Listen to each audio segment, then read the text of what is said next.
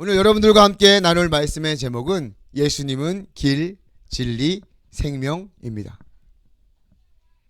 우리 한명교회는 계속해서 예수님의 생애와 교훈을 통해 우리에게 허락하신 하나님의 메시지를 이전보다 더욱 잘 듣고 잘 보고 잘 말하려고 합니다. 특별히 요한복음 위주로 우리가 살펴보고 있는데요. 우리가 지난주에 살펴보았던 요한복음 13장에서 오늘 이어서 14장 또한 유월절 만찬, 즉 예수님의 마지막 만찬 때 있었던 이야기입니다. 다른 복음서와는 다르게 요한복음에서는 주의 만찬과 겟세마네 동산의 기도 사이에 예수님의 가르침을 여러 장에 걸쳐서 소개하고 있습니다. 요한복음에서 예수님은 12장 12절 이하에 예루살렘에 입성하셨습니다. 그리고 요한복음 17장 마지막 절까지 다른 복음서에서는 볼 수 없는 예수님의 특별한 가르침을 기록하고 있는데요. 신학자들은 이 부분을 예수님의 고별 강화라고 표현합니다.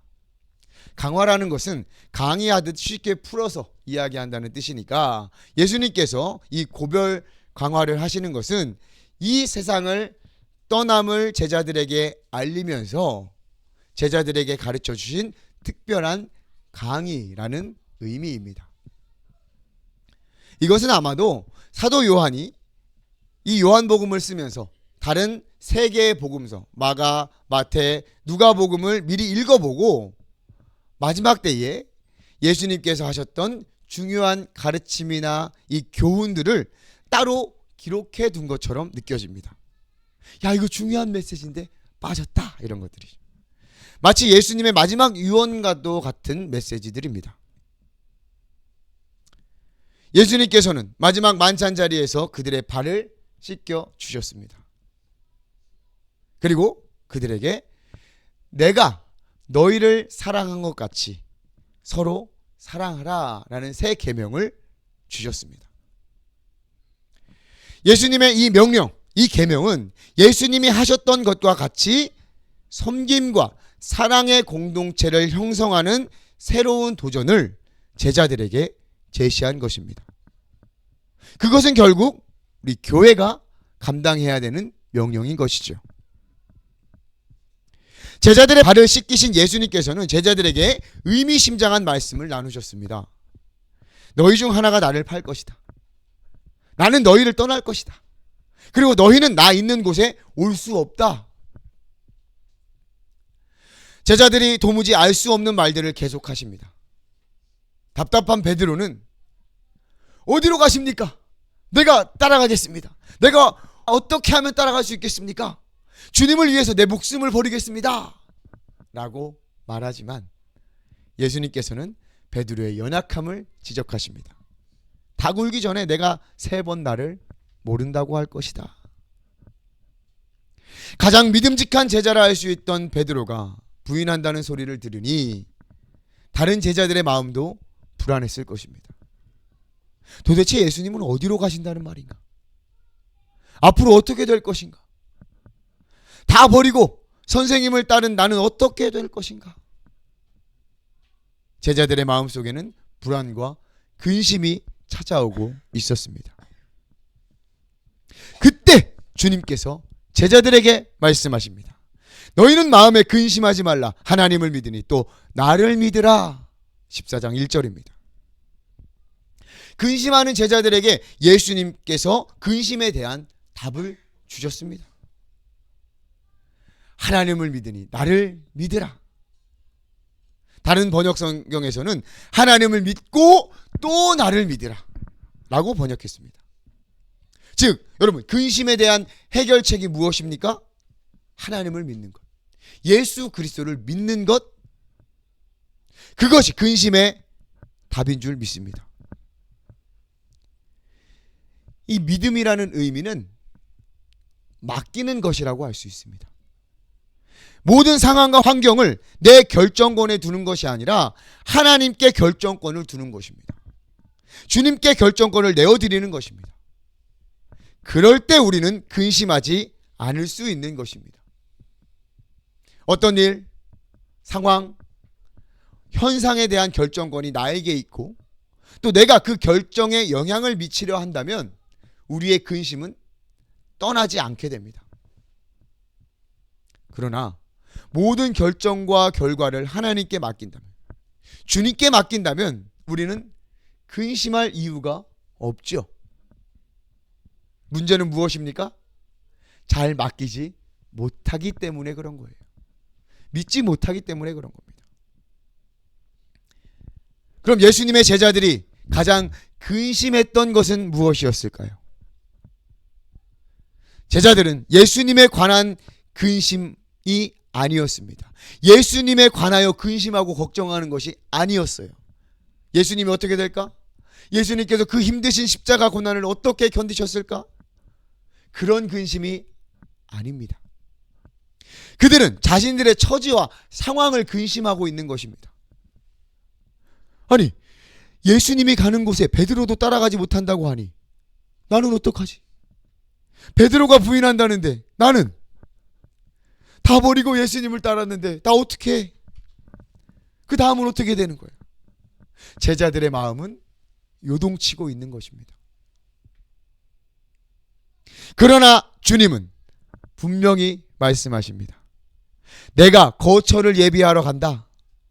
아버지의 집에 거할 곳이 많으니 내가 가서 너희를 위하여 거처를 예비하면 다시 와서 너희를 나 있는 곳에 있게 하겠다. 예수님께서는 제자들이 가장 근심하며 걱정하는 그것, 그들의 궁극적인 처지와 상황을 해결하기 위해서 떠나시는 것입니다. 그들의 거처를 예비하시고자 떠나시는 거예요. 그곳은 바로 아버지의 집이었습니다. 예수님은 십자가를 통해 그곳을 향하고 계신 것입니다. 아버지의 집이란 어떤 특정한 장소로 해석할 수 있지만 하나님과 함께 교제하며 함께 거하는 곳을 의미합니다. 즉 하나님 나라인 것이죠. 예수님은 누가복음에서 이 성전을 아버지의 집으로라고도 표현하시기도 했지만 본문에서 이야기하는 아버지의 집은 우리가 또 제자들이 또 믿는 자들이 궁극적으로 가게 될 하나님 나라, 또 하나님과 함께 거하며 친교를 나눌 수 있는 교제하는 곳을 의미합니다. 예수님께서는 궁극적으로 제자들과 또 더 나아가 믿는 우리들이 하나님과 함께 거하며 교제할 하나님 나라를 예비하시고자 떠나시는 것입니다. 그리고 다시 오셔서 제자들을, 우리를 다시 영접하신다고 약속해 주신 것입니다. 이것은 십자가의 길을 통해서 이루어지는 것이죠. 예수님께서는 이미 제자들에게 십자가의 길에 관해 여러 차례 말했습니다. 하지만 제자들은 못 알아들었죠. 마지막 식사하는 그때까지도 제자들은 못 알아듣고 있었습니다. 그러니 마음이 요동치고 근심하는 거예요. 나의 처지는 내가 어디로 가야 할 것인가? 그때 도마가 묻습니다. 주여, 주께서 어디로 가시는지 우리가 알지 못하거늘 그 길을 어떻게 알겠사옵나이까? 그 길을 어떻게 알겠습니까? 이렇게 질문하는 도마, 저는 참 멋있다고 생각을 합니다. 예수님이 떠나시기 전에 물어보는 거예요. 모르는 것을 인정하고 물어보는 것이 여러분 중요합니다. 괜히 모르면서 아는 척하는 것보다 훨씬 더 건강한 사람인 줄 믿습니다. 도마의 이 질문에 예수님께서는 자신의 정체성을 통해 진리를 선포하십니다. 우리 14장 6절 말씀을 다시 한번 읽어보겠습니다. 시작. 예수께서 이르시되 내가 곧 길이요 진리요 생명이니 나로 말미암지 않고는 아버지께로 올 자가 없느니라. 아멘. 너무나도 잘 아는 말씀, 너무나도 유명한 말씀, 우리가 외우고 있는 그 말씀. 그래서 우리가 한 번 더 잘 보고 잘 듣고 잘 말할 수 있어야 할 것입니다. 예수님은 길, 바로 그 길입니다. The way, 영어에서는 그렇게 쓰였습니다. 하나님께로 다가갈 수 있는 유일한 바로 그 길이 예수 그리스도입니다. 우리는 예수 그리스도만을 통하여 하나님께 나아갈 수 있습니다. 죄로 인해 단절되었던 하나님과 우리 사이를 죄 없는 예수 그리스도께서 그 죄를 짊어지심으로 하나님과 우리 사이에 길을 내셨습니다. 이제 우리는 예수 그리스도의 이 산길을 통해 하나님께 나아갈 수 있습니다. 할렐루야. 이것이 바로 우리가 믿는 복음의 기초입니다. 예수 그리스도께서 길이라는 것은 우리가 하나님께로 나아가는, 즉 사람이 다닐 수 있는 도로와 또 행로인 동시에 우리가 따라야 할 목표이자 그리스도의 방식을 의미합니다. 예수 그리스도께서는 십자가의 길을 가셨습니다. 십자가의 길이 무엇입니까? 단지 십자가에서 돌아가신 것만을 의미하는 것이 아닙니다. 예수님이 걸어가신 그 십자가의 길은 자기를 희생하며 우리를 구원하신 새로운 섬김과 사랑의 방식으로 걸어가신 길을 의미하는 것입니다. 새로운 길, 이 새로운 그리스도의 방식을 이 세상에 나타내신 거예요. 그 십자가의 길을 통해 예수님께서는 제자들을 비롯한 우리들까지도 하나님께 나아갈 수 있는 유일한 길을 만드신 것과 동시에 우리에게 본을 보이시고 우리에게 이 세상에서 살아갈 새로운 방식, 새로운 길을 내신 것임을 우리는 알아야 합니다. 그래서 예수님은 길, 그 길, 유일한 길입니다. 이어서 예수님은 진리입니다. 예수님만이 진리입니다. 예수님을 통해서 우리의 믿음의 실체가 무엇인지 알게 됩니다. 무엇을 믿는가? 누구를 믿는가? 그가 무엇을 어떻게 했는가? 그 답이 바로 예수 그리스도입니다. 요한은 일찍이 예수님을 진리의 충만함으로 표현했습니다. 요한복음 1장 14절 말씀을 앞에 보시면서 같이 읽겠습니다. 시작. 말씀이 육신이 되어 우리 가운데 거하심에 우리가 그의 영광을 보니 아버지의 독생자의 영광이요 은혜와 진리가 충만하더라. 아멘. 예수 그리스도는 은혜와 진리가 충만합니다. 왜냐하면 예수 그리스도가 하나님을 나타내시기 때문입니다. 18절 말씀입니다. 본래 하나님을 본 사람이 없으되 아버지 품속에 있는 독생하신 하나님이 나타내셨느니라. 새번역 성경에는 이렇게 번역이 되어 있습니다. 잘 들어보세요. 일찍이 하나님을 본 사람은 아무도 없다. 아버지의 품속에 계신 외아들이신 하나님께서 하나님을 알려주셨다. 외아들이 하나님을 나타내셨다는 거예요. 오직 진리의 근원인 하나님께서 예수 그리스도를 통해 하나님을 직접 나타내신 거예요. 예수님은 궁극적으로 하나님의 완벽한 표현이었던 거예요. 따라서 예수님께서 행하신 것, 말씀하신 것, 그가 우리에게 이루어 보여주신 것, 그것들이 진리가 되는 것입니다. 예수님께서는 그의 생애와 교훈으로 진리를 선포하시며 나타내시고 살아내셨습니다. 할렐루야. 저와 여러분들은 누구입니까? 이 제자들은 누구입니까? 그리스도를 따르는 자, 그리스도인 아닙니까? 예수님이 진리가 된다는 사실은 우리 그리스도인의 진정한 의미를 발견하게 됩니다. 우리 그리스도인들은 진리를 따르는 자들, 예수 그리스도의 생애와 교훈을 따라 살며 그 진리를 나타내는 자들입니다. 예수님은 생명입니다. 예수님이 참 생명입니다. 예수님은 모든 피조물의 근거이며 기원이 됩니다. 요한복음 1장 서문에서 분명히 밝히고 있습니다. 요한복음 1장부터 4절까지 말씀을 우리 한 목소리로 다시 한번 읽어보도록 하겠습니다. 앞에를 보시면 시작. 태초에 말씀이 계시니라. 이 말씀이 하나님과 함께 계셨으니 이 말씀은 곧 하나님이시니라. 그가 태초에 하나님과 함께 계셨고 만물이 그로 말미암아 지은 바 되었으니 지은 것이 하나도 그가 없이는 된 것이 없느니라. 그 안에 생명이 있었으니 이 생명은 사람들의 빛이라. 아멘. 아멘. 태초에 천지를 창조할 때 그분 예수 그리스도 없이 된 것은 없습니다.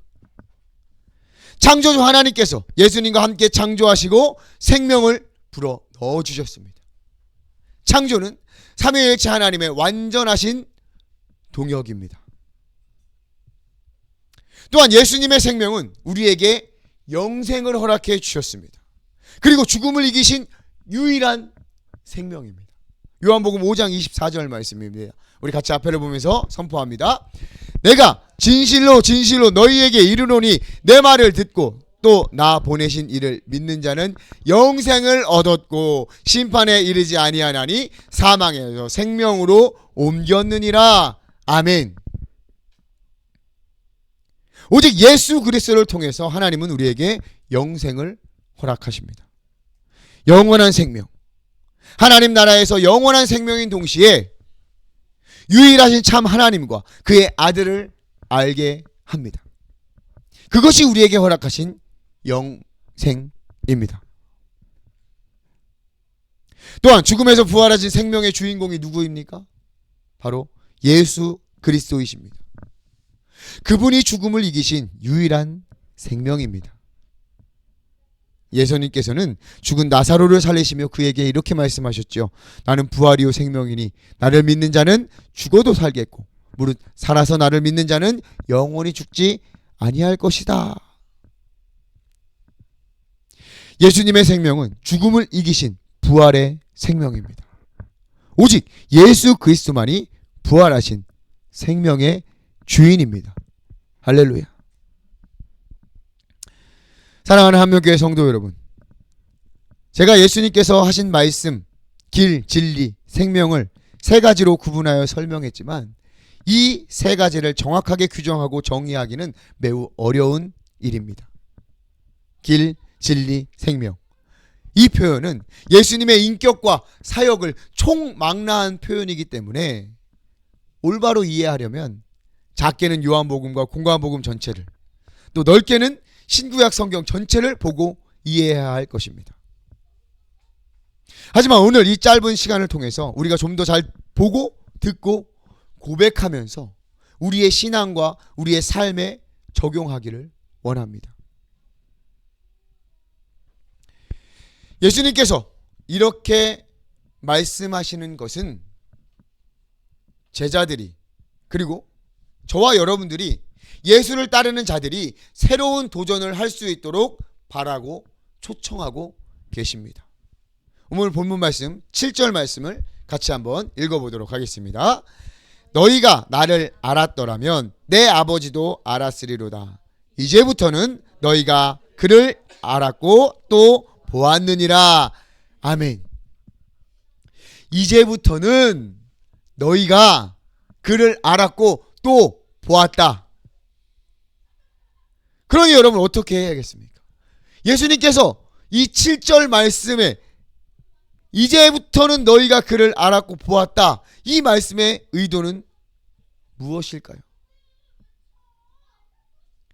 이것은 이제 제자들에게, 그리고 이 글을 읽는 독자들에게, 저와 여러분들에게 아버지를 아는 삶, 아버지를 본 사람처럼 살아가라는 초청과 권면입니다.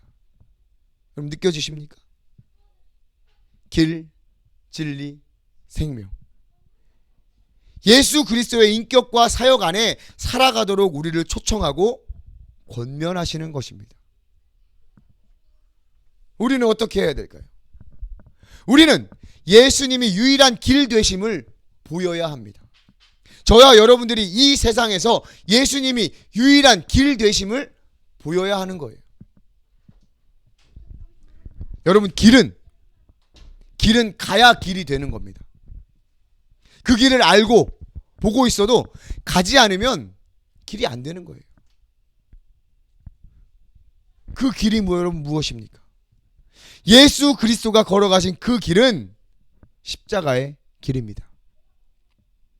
사랑하는 한명신앙 공동체 저와 여러분, 이 길을 걸어가야 합니다. 십자가의 길을 걸어가야 합니다. 갈팡질팡하면 안 돼요. 우리는 그동안 예수님이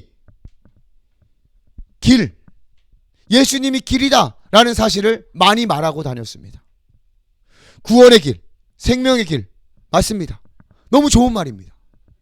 그러나 우리가 그 길을 걸어갔는지는 다시 한번 생각해 봐야 할 것입니다. 우리가 걸어가야 할 그 길을 십자가의 길입니다. 예수 그리스도는 그냥 길 이상인 십자가의 길을 걸어가신 거예요. 그 길은 세상을 향한 길이 아닌 하늘을 향한 길이었습니다. 세상의 방식이 아닌 하나님 방식의 길이었습니다. 힘과 돈, 권력의 방향이 아니라 희생과 사랑, 낮아짐의 방향으로 가셨습니다. 세상에 없는 유일한 구원의 방식입니다.